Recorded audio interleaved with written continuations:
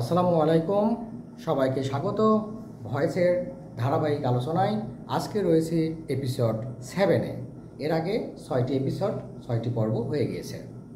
আজকের আলোচনার বিষয়বস্তু রয়েছে future indefinite tense, future continuous and future perfect. বলে রাখি, আজকের এই তিনটি টেন্সের একটি ভয়েসকে প্যাসিভ ভয়েস করবার নিয়ম আলোচনা করবার মধ্য দিয়ে টেন্স ভিত্তিক ভয়েসের নিয়ম আলোচনা করা শেষ হয়ে যাবে। তাহলে ফিউচার ইনডিফিনিট টেন্সের যে স্ট্রাকচার, সেখানে সাবজেক্ট থাকবে শ্যাল অথবা উইল, অক্সিলারি ভার্ব হিসেবে থাকে, এরপরে ভার্বের বেস ফর্ম বা প্রেজেন্ট ফর্ম ব্যবহৃত হয় এবং এরপরে অবজেক্ট।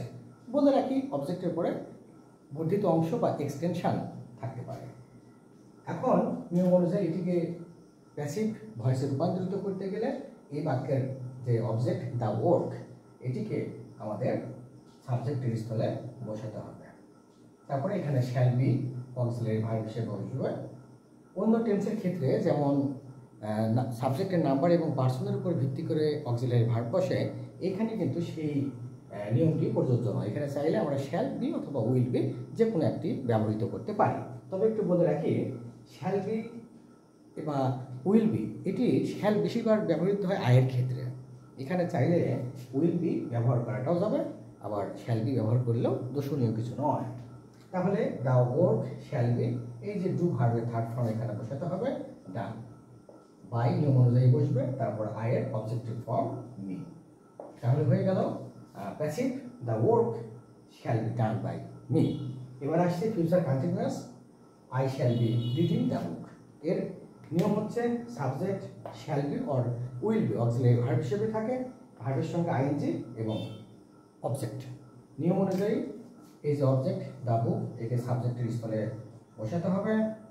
তারপরে এই যে শ্যাল বি অথবা উইল বি অক্সিলারি ভার্ব হিসেবে বসাতে হবে এবং কন্টিনিউয়াস টেন্স হওয়ার কারণে অতিরিক্ত বিং শব্দটি আমাদের যুক্ত করতে হবে।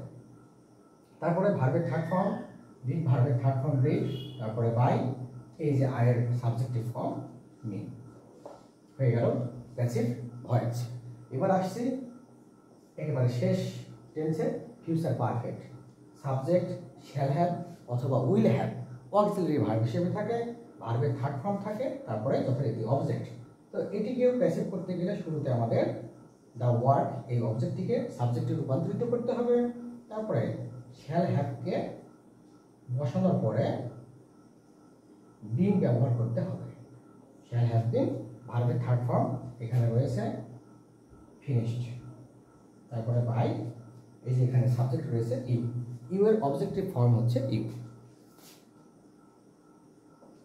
সুন্দরভাবে রূপান্তরিত হয়ে গেল ফিউচার পারফেক্টের একটি প্যাসিভ ভয়েস। তো এর মধ্য দিয়েই মূলত টেন্সের ভিত্তিতে যে ভয়েসগুলো পরিবর্তিত হয়ে থাকে সে আলোচনা শেষ হয়ে গেল। যারা এই পর্বটি দেখে নিলেন কিন্তু এর আগের পর্ব যারা দেখে নেননি, তাদেরকে অনুরোধ করব দেখে নেবেন। একদম ব্যক্তিগত জীবনে আমাদের যত প্রয়োজনীয় ইংরেজি আছে সেটির বিভিন্ন ধরন, অর্থাৎ মৌখিক হতে পারে, লিখিত হতে পারে, খবরের কাগজ পড়ার মধ্য দিয়ে হতে পারে।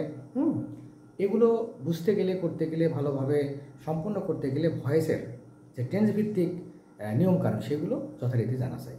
সবাইকে আবার ধন্যবাদ। আসসালামু আলাইকুম।